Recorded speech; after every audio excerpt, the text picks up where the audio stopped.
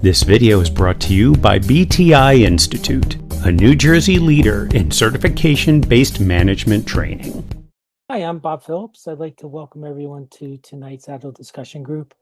We're going to be doing a lean coffee, and this time we're going to be using a tool called Miro to try it a little bit differently because Nitin unfortunately had a family emergency and is out of the country right now. And so I know Nitin did a lot of pre-setup, using Trello. So we just want to give Miro a try. And what I'm hoping you will find is that when you click on that link, you're able to go into Miro and actually, access the Miro board that we're going to be using tonight. And trying to click on share. There we go.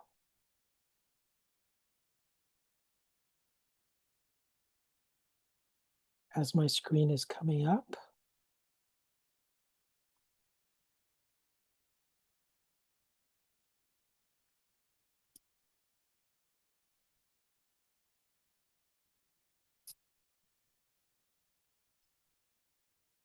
All right, so has anybody used, tools like this, Miro, or any tools like that before?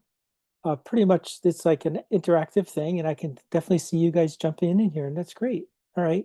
So while you guys are adding your content, and the way to add content is you just click on the card and just drag it. That will allow you to actually add a card to the board.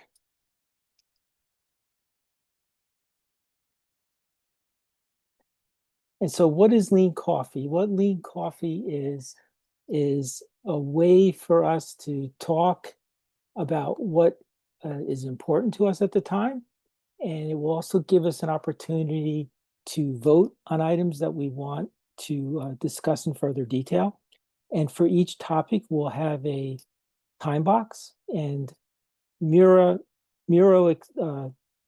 recommends 8 minutes, but what I think we could probably try to do is maybe around 5 to start, and we'll see where that goes. And so what you guys are pretty into it already. So the next thing I was going to do is talk about how to use Miro. So I'm going to drag this into things that we're talking about. And if you can put in topics, and if you don't have access to a PC, you could either verbally tell John or myself, and we'll actually enter the topic for you. Because I have 3 cards in here I kind of started with. Try and lean coffee without Trello, how to use Miro, and what is lean coffee. And lean coffee is a really great tool to, if you're with a group of people and you want to discuss items, you would basically, if you had a board like this, you could tell everybody if you could put your ideas in and, just create cards. And I see somebody's got one thing in there. Is anybody having a problem using it? You have to take yourself off mute in order to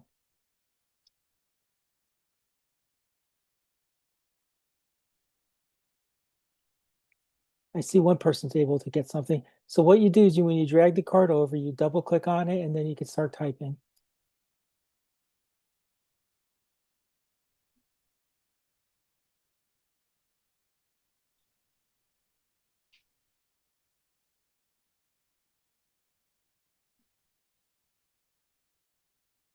And then you can just go to a box, double click on it.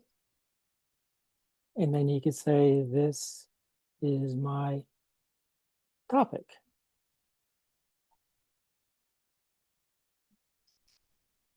There we go.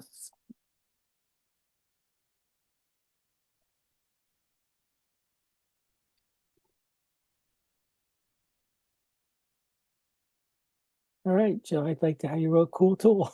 Okay.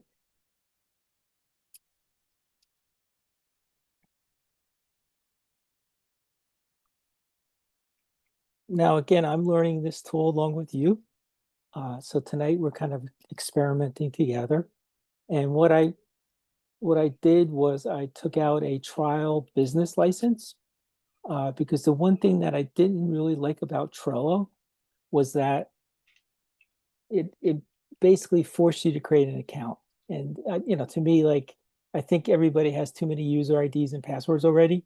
So what's nice about this business license is I can just create a link and then I have the ability to actually just share that link, and then you can just jump right in and start editing the board. So I see two topics. Are you guys have to, talk to me like how's it feeling? Are you having troubles? Because what I did is I just double clicked on the discussion topics.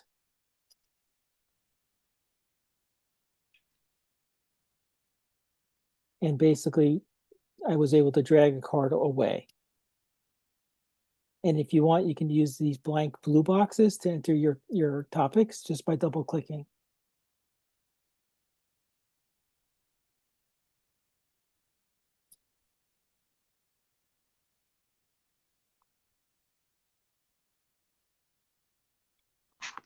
When I click on the yellow topics card and I type in information, it turns the card blue. I don't know if they're color coded or. I noticed that too. It seems like it's a post-it note, and I'm kind of going over it, and when I click on it, it lets me drag a page off, and then I drop it on the canvas, and then it turns it to the blue color. Yeah, interesting. Yeah. And to me, Agile's all about experimenting and trying something new. And if you find that it doesn't work, you stop using it. If you like it, you keep using it. That, to me, that's what the fun part about being Agile is all about.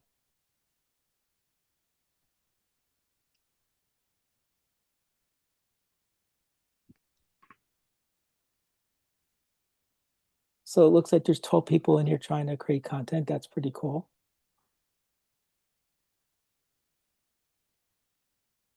So if you're having a problem, creating a card, just click on a blank blue box.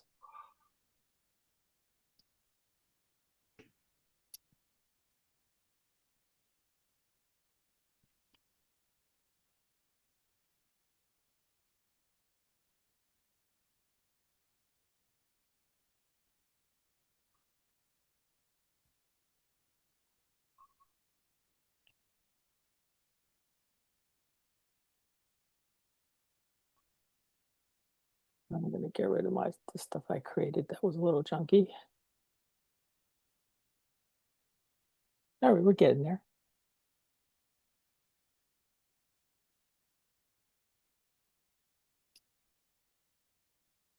So far we have how to have Scrum teams have a smooth burn down chart during the sprint. Next one is Jira is introducing some artificial intelligence tools to help with running the sprint. And then the next one, and what I'm doing is I'm clicking on the box and I'm just using the corners to actually make it bigger. Is your company still using Agile coaches, or have they moved toward using more Scrum Masters covering as coaches? These are interesting questions. And then another one here's the person that got the yellow is pretty good. You have to teach us how you did that. How do you work with stakeholders that want to force all IT projects to be run Agile, use sprints when the projects don't fit that model? These are really interesting questions. I wonder how the dot voting works. I think you just drag it. There's actually a voting option that we're gonna experiment with too. Drag it. Yeah, you just take the dot and drag it to the one that you want. Oh yeah, that's cool.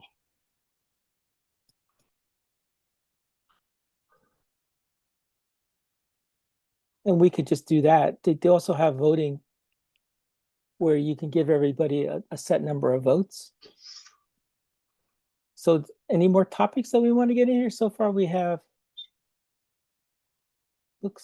will this tool work for traditional PM? Okay, so far we have 4. Anything? Actually, I see 5, so that's pretty cool. All right, so now I'm going to trust you guys. Let's everybody take 2 dots and drag it to the card that you like. Because think that like we're in a conference room and we have this big whiteboard on the wall, and all these great things are here. And then the Scrum Master will say, okay, you have 2 dots. And now a lot of times with the dots is you just basically have a marker, and you just put a little mark on the card that you like. In this case, we have these electronic colored things. And so, and then what you usually tell people is they could put both dots on one item, or they can basically do a little bit of a mixture. And so basically, I'm seeing a heavy interest in this one that's a different color. Now, I wonder if it's because it's a different color that everybody's kind of zeroing in on it, but that's interesting. Let's see, if I click on the object, I'm going to try something. And then I right click, what does it give me?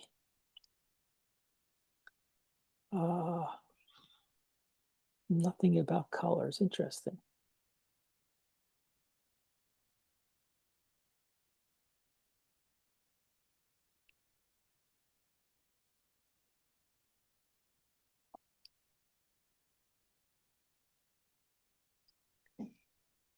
All right, is everybody at a point where we can probably get started with the discussions?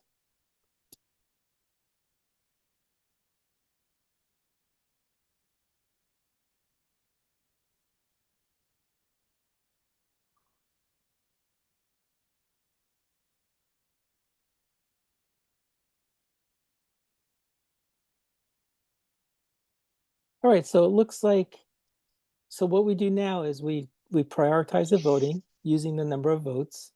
And so it looks like there's a high interest in these 3 items over here. So what I'll do is I'm going to now drag them into this column. And then basically this is the prioritized topic list.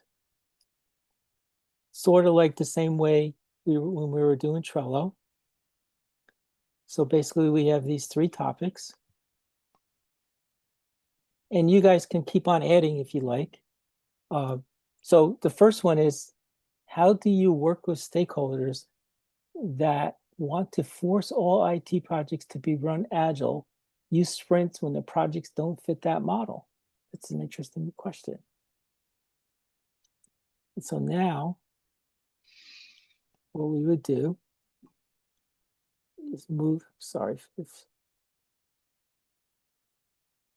your own screen shouldn't be going crazy like mine. So now what I would do is move it into discussing now. So does anybody have any thoughts on that one?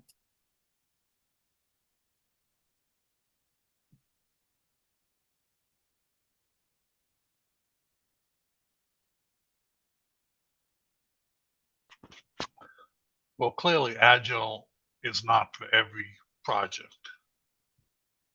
It's like trying to put a square peg in a round hole. Oh, that sounds like experience talking. Yes, I totally would agree with that. It's a challenge, I imagine, if a stakeholder feels, they read an article on Agile and it's supposed to be a remedy for every problem you've ever had, and trying to convince that stakeholder that it's not. Right. And before I provide any of my opinions, I have to say that anything I share tonight is my own, and it does not represent the views of the Federal Reserve Bank of New York or the Board of Governors. And pretty much where I work, I have to get approval from ISNI, which is our information security organization, in order for me to actually speak publicly. And even like our president, like I'm not sure if you've heard John Williams speak, but he always makes that statement as well now, because what John says can sometimes move the stock market. So it's just something that I have to do. And an interesting thing, when I started doing this, I thought, wait, most people don't even know I work at the Fed. But anyway, it's just something that we have to do. And so for this particular question, it's an interesting thought, because a lot of companies, at least again, based on what my experience and what I've seen, is they want everybody to be agile. And pretty much, even if something doesn't really fit into the agile model. And so what a lot of companies do is they kind of create these things called hybrid, where it's a kind of a mixture between like waterfall and agile. And pretty much you're breaking all the rules in the agile book, but you're allowing the teams to actually function in a world where not everybody can always do a release every couple of weeks. And so what you want to find and what you want to look for is a team, maybe in this bunch that can actually be agile. And then you could also look at like, how are the teams in the organization? Like, how many teams do you have? Because a lot of what I've seen a lot of organizations do is they make a mistake where they just say all of a sudden every team in this organization is going to be agile now, and they just wave their wand and then walk away, and then you end up with, you've probably seen it with everybody's experience out here as far as what ends up happening, when that happens. And so what you want to do is, I always recommend, if it's a brand new organization, start small. Like, I'll give you an example. When I was at my previous employer, we had a large mainframe organization. And I can mention this because I'm not there anymore. It was at BNY Mellon. And BNY Mellon had done an agile transformation, but not everybody went agile. So I was in the area that was doing agile work. And what they focused on is, they initially did a major rollout. It didn't work. Then they went out and they hired people with expertise. And so they chose 3 projects, and they actually hired me as their scrum master / coach. And I had one team, and we were going through the process. So while I was at the bank, other organizations were watching, and they said, hey, this is pretty cool stuff. And so then what we did is we actually worked with a mainframe team. And the mainframe team was set up where they had 3 separate teams, the typical full stack, basically you have your front end, middleware, back end.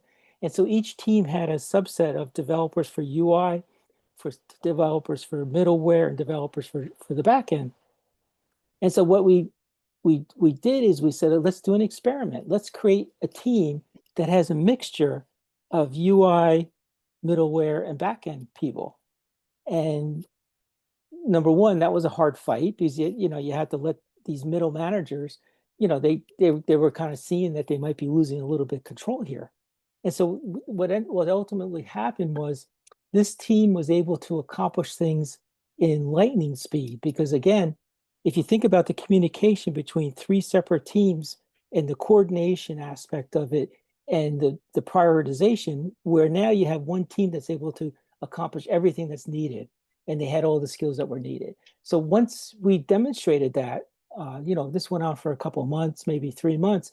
Then they said, well, let's add more teams to this. And so I didn't probably really answer that question, but you might want to just take a step back and say, like, why are we, making everybody do it? Maybe just look at the teams and see which ones make sense in order to actually follow agile and use sprints.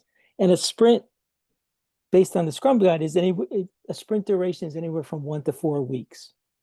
So if you want, the average is 3, but if you really want to slow down a little bit, you could choose 4 and just go through your Scrum ceremonies every 4 weeks. That might be another way to look at it, instead of trying to get everybody going through a 2 or 3 week sprint. Now, the person that asked that question, did that answer it, or do you want to talk about it further? Hey, it's Barb. No, you pretty much answered my question and validated what my thought was for this. I think, where I work, there is a lot of transformation going on, and in that environment where we are doing research and development and small tests and trying to, figure out how to improve our technology and do things in a different way. Hiring Scrum Masters and setting up agile teams makes sense there. But the kinds of work that I'm referring to, you have clear deadlines of when things are due, and there's a a plan that's set forth a year and ahead. So it's not like we can kind of pick and choose what we're going to work on. We do kind of coordinate things, but everything's kind of set up in a very cascaded fashion. Like we don't have set release dates and things like that.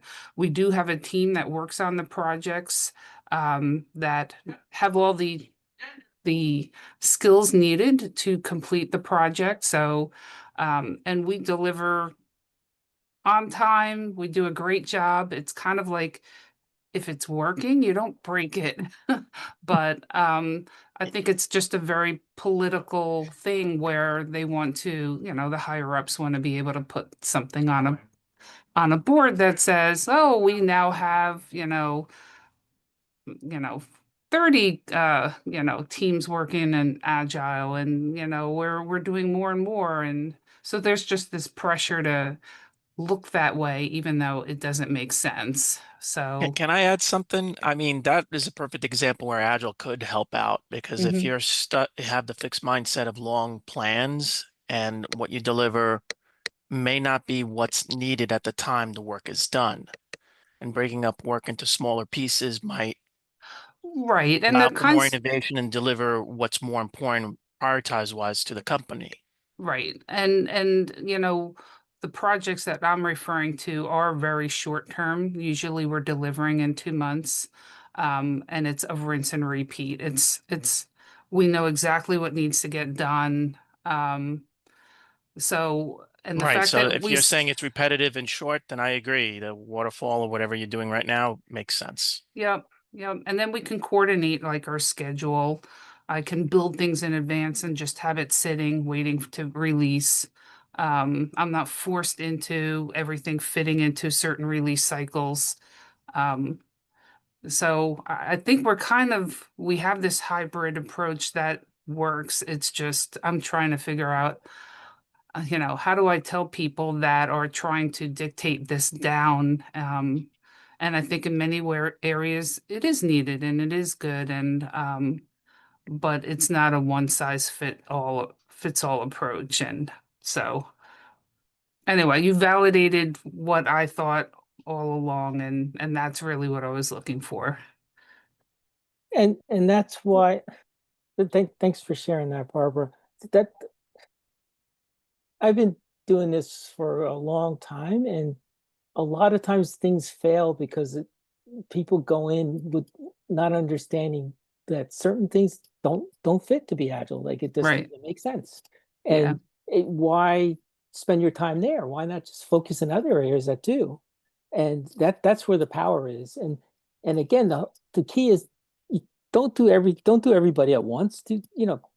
Pick certain areas that you can be successful, because they become the salespeople then.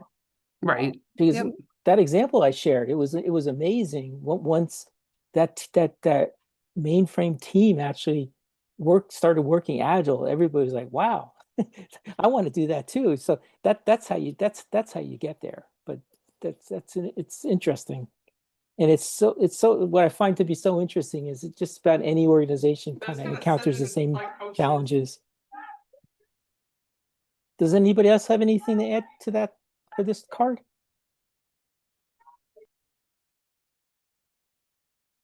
Are we good to move on? Yep. Thanks all.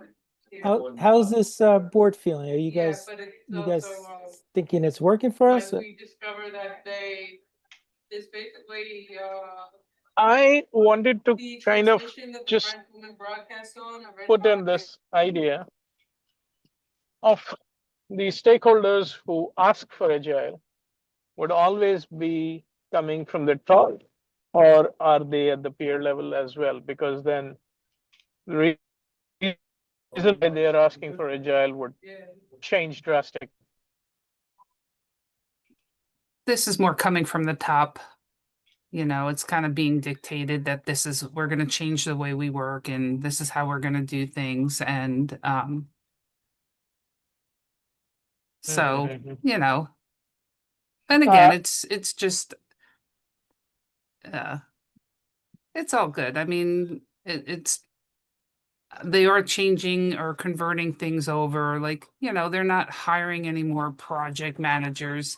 You have to be called a scrum master now. They're not hiring certain people, but there's still those of us that work in that more waterfall type approach, or a hybrid type approach. And, so it's just kind of figuring out how to fit and how to explain to them, and I can clearly demonstrate how we are delivering very well, and that actually if we do what they're trying to impose on us, it would actually slow us down, not speed us up. So, but yeah, it's just really educating people that are maybe don't see the value in the way we're doing things. Let's focus And on the areas that need it. right. Okay. Just And- wanted to understand because most of these requests, they get so senior management usually gets sold on to an idea from a cost benefit perspective. Yep. The ability to use lesser resource, faster delivery, quicker turnaround. But on the ground, it takes a lot to kind of get that in an operational mode. But yeah, you're right. And appreciate the thought. Thank you. Thank you for sharing. Yep. Yeah, Barbara, sounds like the classic give them a hammer, everything looks like a nail type of Right. situation. Well, and I've even invited them, like if they really want it, then take one of your experts and have them come sit with us and see how we do things and show us how to convert, I think they would come to see that how we're doing things is actually, there's bigger fish to fry. So, but anyway, this was a good chat. Thank you. Yeah, and thanks for bringing this topic up, as I'm sure everybody's facing it. Because the other thing that I've noticed is a lot of times companies don't invest enough in training, because they think, and you have to be careful when you hire Scrum Masters, only because you can get your CSM certification by taking a 2-day class and passing, Right. and if you paid attention, you'd pass the test. Yep. You really need somebody that's experienced, and, because there's no one size fits all. Every team is always different. And so if you have a consistent training program, what you'll end up with is a consistency, because like what I found, like when I start working with a team, the first thing I do is I take them through what I call Agile 101, basically because people join my team and they have a totally different mindset as far as what it is. And so by bringing the team together, and a way I can tell is like, I'll go, what's your favorite Agile principle? And then 9 times out of 10, they'll look at me and go, what? And I go, well, my favorite one is working at the same pace indefinitely. That's basically, to me, that you don't want to burn out. Simplicity, maximize the amount of work that's not done. So these are things that kind of give you a clue as far as where the people are in your organization. And by coming up with a common training, at least you get everybody on the same page. And then you have to keep on doing the refreshers, because then once people start doing it, then they do their own little thing. And then before you know it, everybody's doing it differently again. So it's always bringing Right. it all together. And that's where coaches can help. Because And I think the teams that are actually trying to do agile and work in that fashion, and they're doing their daily stand-ups, but they're really not doing a true daily stand-up. It's just another meeting. So everybody's complaining because now we have too many meetings. And right. so they're still, I think, in their infancy and still kind of trying to learn and figure it out. And I would love to see those teams mature and, really get good at what they're doing so that they, we can learn from them. We can look at what they're doing and maybe they can see how we do things. And they may have very valid suggestions for how we can improve what we do. But I know when I came onto this team, I made a lot of improvements. And so I don't know, it's just, but again, it's having that time and being able to educate people up when it's constantly being just pushed down and the upper management doesn't really understand maybe some of the challenges that the people on the floor have. It's more, you know, they're trying to sell that thing that they're trying to do. So whatever, this was helpful though. All right, well, thanks. Thank you. So the next one with the most dots, actually it's tied, but I guess we'll go with it. It says, is your company still using Agile coaches, or have they moved towards using more Scrum Masters, covering as coaches or others? Does anyone want to take a first pass at that, or you want me to get started with that?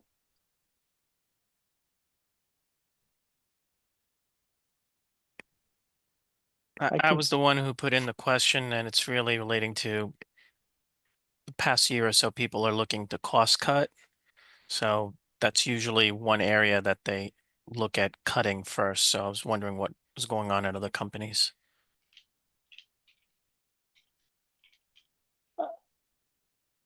Just again, just sharing experience. What the difference between a coach and a Scrum Master, if you think about like a base Scrum Master, their job is a facilitator. All right. And so and if you hire a Scrum Master, they should be able to facilitate all your Scrum events, pretty much. That's the base job of a Scrum Master, being able to, you know, you come in, you help the team through the events, you help the team resolve blockers, you help the team find ways themselves to resolve their own blockers, because a Scrum Master shouldn't be the person that resolves the blockers, because guess what? You take that Scrum Master out and the team's lost. And then basically as the Scrum Master matures, they become a teacher, all right?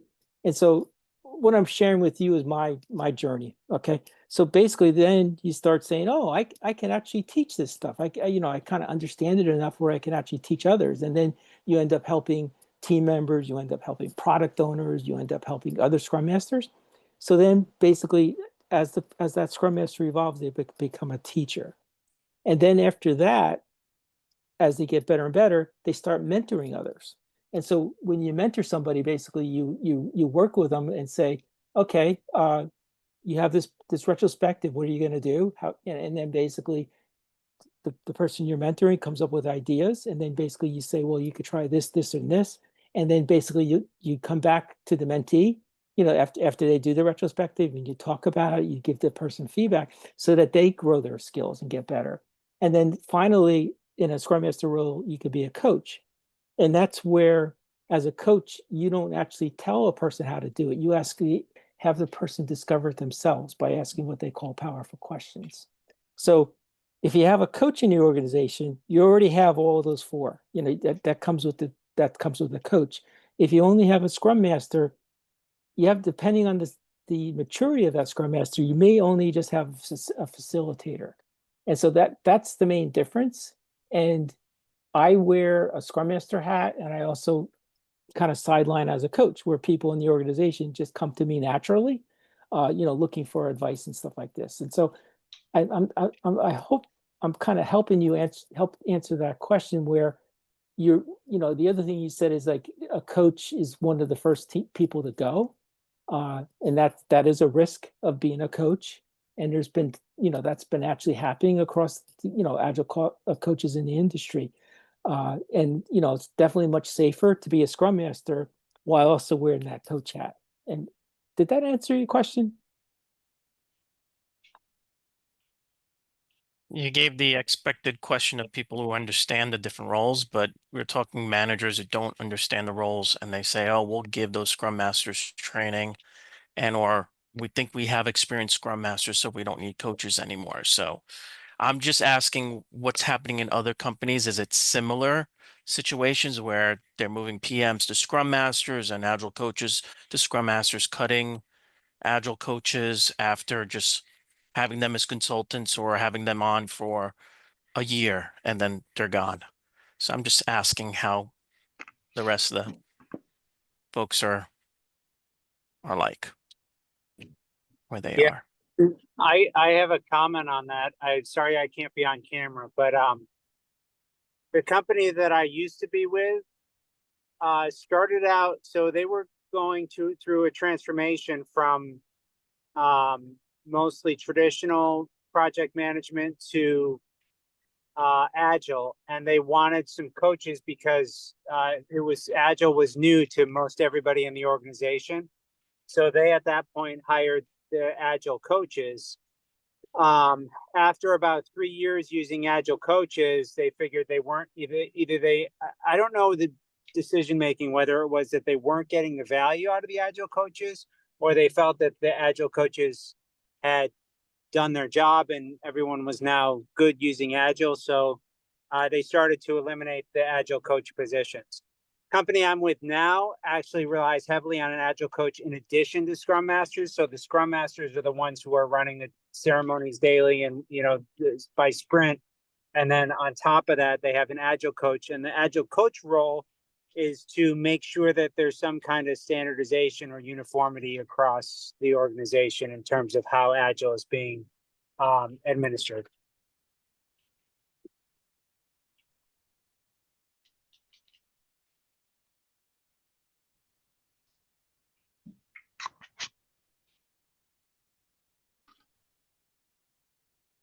Anyone else? Yeah, this is Jay. We have a lot of Scrum Masters, but we just recently hired an Agile coach, pretty much for the same reasons, to have standardization across the board, because when you have a lot of Scrum Masters, you could lose that standardization, which is critically important for enterprise reporting, like on all the Scrum metrics. Make sure every Scrum Master is following the sprints the same way, so that the metrics, when they get up to senior leadership, they all have good, consistent meaning. Plus, we have a lot of team players that come and join the organization and they leave.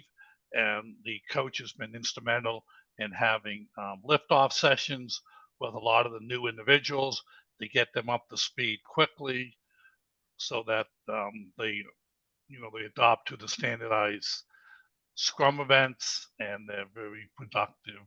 And they've all been trained through the one coach, so they all have the same consistent training, which really helps all the other Scrum Masters be productive with their teams. Yeah, thanks for sharing that, because I've seen that too, where sometimes instead of hiring the coach, to bring the coach in as a contractor and maybe, keep the person there for a year. And their job is basically what you said, to ensure consistency, help train, and help the Scrum Masters build their skills so that they can, be more powerful and be better, more help for their team that they're supporting. And so that model, I haven't seen a lot of coach roles, being advertised. To answer your question. And just I would like to add something here. It really depends on the maturity of the organizations, and as was being shared, when organization is really new to the process, they will rely on the coaches to help them bring to the maturity. But when things are being mature, they may not find the coaches that many kind of level of things they may be making, or they may like to sustain that maturity for some time, and they will play with the coaches and say, hey, now my Scrum Masters are well mature, they can bring something related to Scrum, and they might start treating Scrum Master as Scrum Master / team coach, and they will rely on that level. That is, I have seen happening with my past organization. Thanks for sharing that, Alpesh.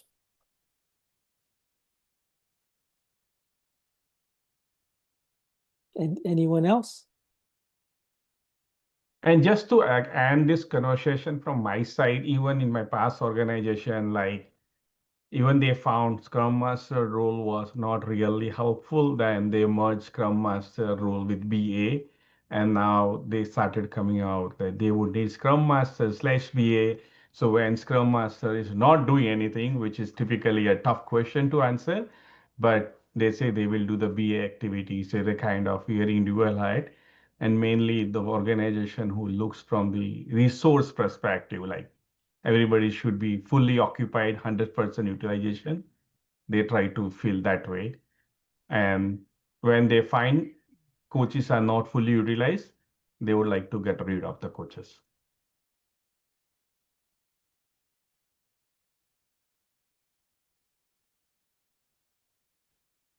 Yeah, coaches definitely bring value and can help the organization. And it's the question is how, how connected they are with the teams, with what's going on.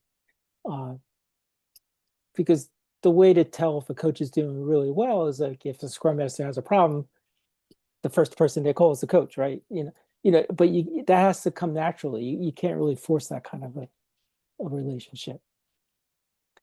Did that cover your topic?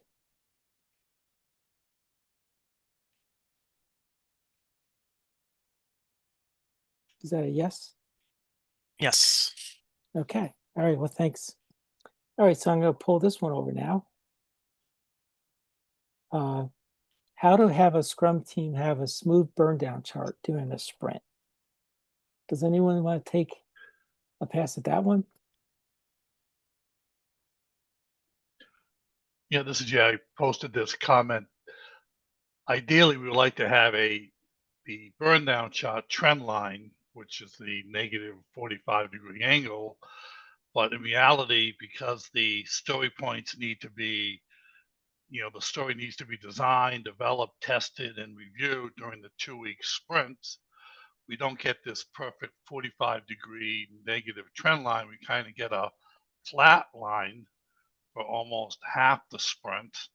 And then it goes down a little, and then like 2 days before the sprint end, takes like an 80-degree nosedive. So just looking to see if there's any suggestions on how to have more of a smooth burn down chart line.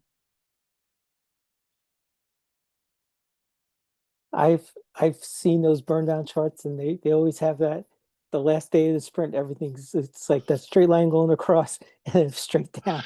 And then it falls off the cliff at the last 2 days of the sprint. Yeah. Hurry, close everything. I guess the first thing I would wonder is the developer actually keeping their items up to date?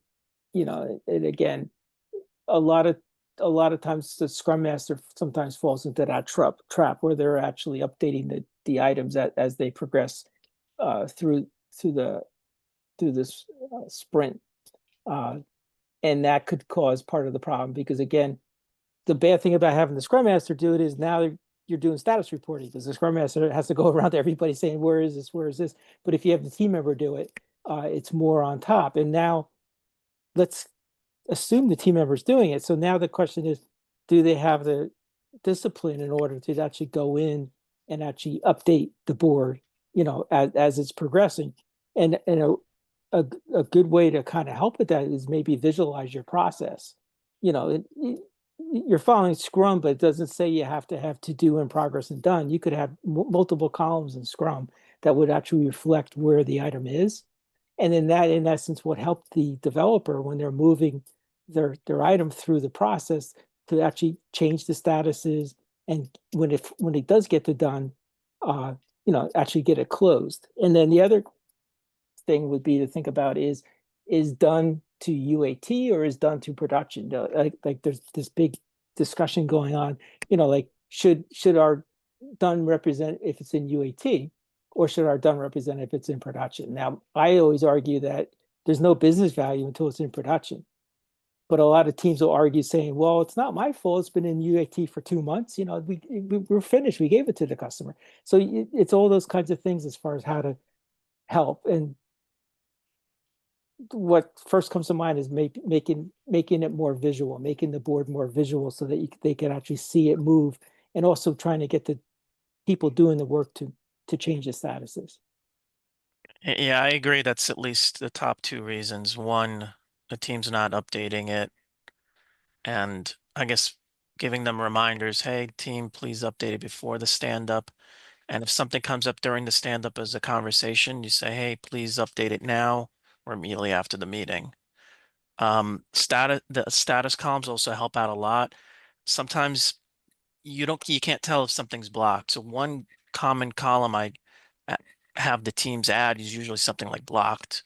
So you know when something might be slowing things down that might be preventing it from being done. But I think something else can be used as a third item that could help out the burn down charts is sometimes you get to a point where the teams take the easy route with regards to their stories without taking another attempt of can we break it into smaller pieces. The smaller the stories you could put out there, they can be marked done sooner if they're smaller. So then you'll show the progress of the work being done. So I would always say, hey, can this be broken down smaller? Think of different ways of doing that. Those are great ideas. Yeah, those are all great suggestions. Appreciate that. And just I would like to add one thing, like, no, we are expecting somebody to do some work. In this case, I would expect my team members, being a Scrum Master, to update the board before the sprint or the daily stand-up. So the good idea is have done in the past that before my daily stand-up, I will purposely put a 5-minute kind of an alarm, like, okay, please go and update kind of a meeting form of meeting invite that use 5 minutes to update your wherever systems like a Jira or wherever you like to update system of record. In that way, giving that time would always help them rather than reminding. And so it's like facilitating in a way that they can update. And other things are like, no, how the level of like your story, can it be done within some time or something happens? Yeah, those are all great ideas. And the one thing, like, somebody mentioned Jira. If you right click on the card, there's an option to flag it, where you could add, I'm not sure all versions of Jira have this, but you can actually, and it puts a little flag on the item and it changes its color. And then you could put a comment in as far as why it's flagged. And so a lot of times things don't get closed because things are blocked. And again, it's because nobody really knows it's blocked. And it's really important that, we provide whatever help we can, especially if the team can't resolve a blocker. Then we have to help. We have to reach outside. We have to reach the product owner and maybe the developer managers, people that actually have more pull in the organization. I was going to add one thing. First of all, I had two things. The first thing is that I'm glad to hear it's not just me. Second, second, everything I've heard is I was going to suggest most of them, but one thing I did notice is that sometimes your senior developer will end up with a story that can't be broken down any further, but it's going to take a week or 2 weeks. And so what I started doing was just kind of off the record, just kind of sketching out what I think what I expect the burn down chart to look like, understanding that, John's got that one ticket that's going to take, the full 2 weeks. So it's unreasonable to expect a clean, slope for this sprint because I know it's coming, that kind of thing. That's, you're actually reflecting reality, right? It's always good to be small and all that. I also use sprint goals. They help the team stay focused. It's something I got out of the habit of doing, and then the team started sputtering a little bit. Then I went back to it, and it's really powerful. Because what I would do at the beginning of the week, we just bring up the sprint goals. These are our goals. Like, what are we working on that aligns with these goals? And then if there's something we're working on that doesn't align with the goal, it's like, hey, product owner, why are we doing this? It's not one of the goals. So these, a combination of different things could help, with the burn down. Actually, I got a question because I was going to say what part of my solution was just during the daily scrum, just look at the board and say, is this up to date? And then invariably someone will say, oh no, that story's finished, and then we would just update it there, and that on a daily basis, every morning it's going to be up to date. But as someone else suggested, that is, you know, you're supposed to show up with your story up to date. I guess my question is, you know, is it bad practice to use any part of the 15-minute Scrum to update the stories that haven't been updated, or is that just a bad use of the time? To me, if you think about the purpose of the daily Scrum, it's really a planning meeting. It's not a status reporting meeting. So it's really where the developers plan their day. Now, if the developer's having the discussion and say, hey, I got this done yesterday and moves it, that's perfect, right? That to me is perfect. As the Scrum Master shouldn't have to prompt the people to do that. It's like, you know, why do they want me saying, you know, do this, do this, do this? They should just do it automatically.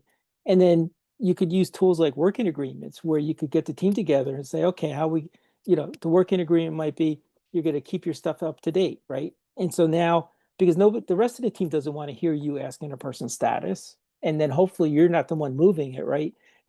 Because then all of a sudden you become the, you know, the person that just, you know, moves the board around and stuff.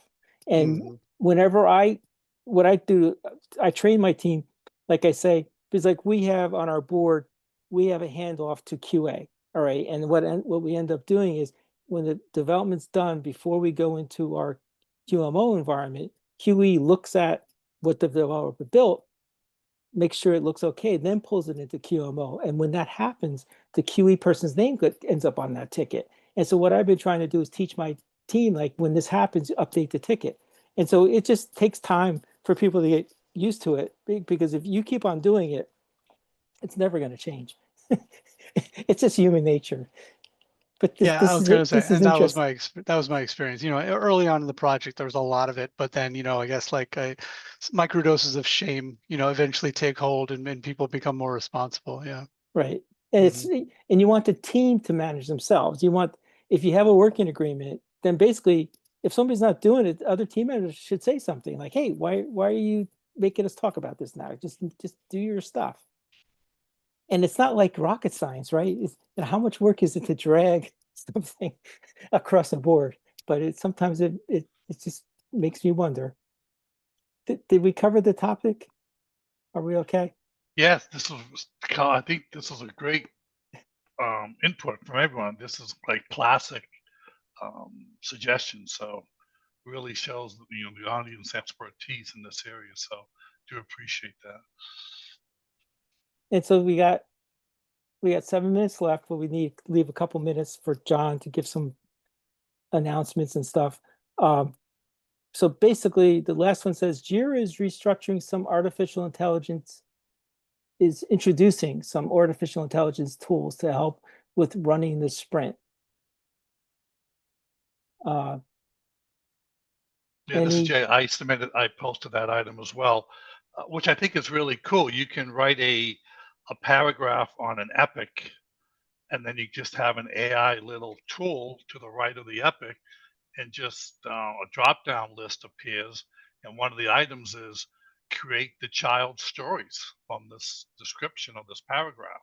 And it automatically creates the title, the summary of the user story, the description, and it even creates basic acceptance criteria.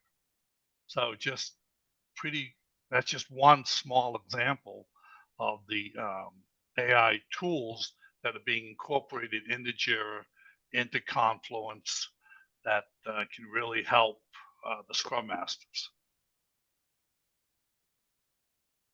That sounds really cool. Unfortunately, some companies don't allow AI into their company, but it's really cool and interesting how it leverages other people's experience to help you actually create those stories. What I fear is AI will write the code next, right? I'm sure it is, but I think this is a good time for me to mention that you're all obviously PMI members also. In addition to PMI New Jersey, you have free access to PMI Infinity, which is PMI's AI. And I would suggest that if you're not using those tools that have AI available, definitely give PMI Infinity a try to break down epics into smaller stories, or big stories into possibly smaller stories too. So again, that's free, available for you to use at any time. So give that a shot. Yeah, thanks for saying that, John. That's anybody else experimenting with AI? I use AI quite a bit, but for different reasons. I work with a global team, and most of my engineers and architects are in India. So when I get up, I need to understand fully why they're blocked so I can work that day and unblock them with the client. So I have them utilize Notebook LM podcasts to properly explain why they're blocked related to that ticket. So when I wake up, I can fully understand, what needs to be done. Sometimes it's easier to explain, just moving a ticket to block doesn't really tell me much. So I use the AI tools a lot to do things like that. That sounds really cool. Yeah. I love AI. Yeah. Have you tried Infinity, Jennifer? I have not. I have to. I have to use what's in our domain environment due to client information. Of course. Mm-hmm. So I can't use like a chat GPT. I have to use, the Google items. But I know I've seen the Infinity tool. I just haven't used it yet. Again, I would suggest that you play around with it. I know that PMI, and I forget which stage that it's either already available or it's coming, that they're going to come up with PMI is going to come up with a business Infinity, which obviously your organization would have to buy into, but then it would be contained so that nothing proprietary goes out. So again, it might already be available, but in any case, if it's not already available, it's coming. So I would suggest that you check it out. Yeah.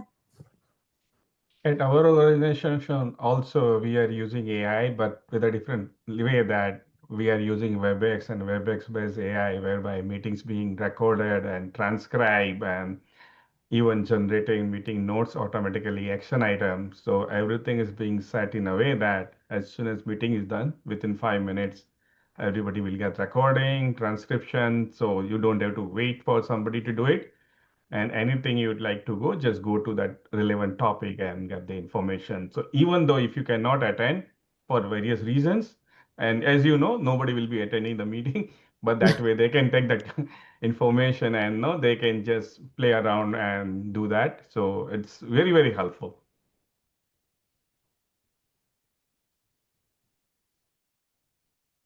By the way, Zoom has that too with this particular license that you're all on. So everything is, we don't publish the transcription, but it's all being transcribed also. Interesting. All right, well, we have a minute left, and I just want to answer this question. Will this tool work for traditional PM? I would say absolutely. There's a ton of different boards that you can create, and it's just, I mean, it's got a board for everything. So to answer that question, yes.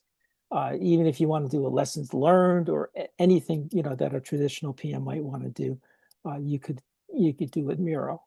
And so with that, I guess I'll turn it over to John for any closing comments. All right. Well, thank you very much, Bob, for facilitating this very good discussion tonight.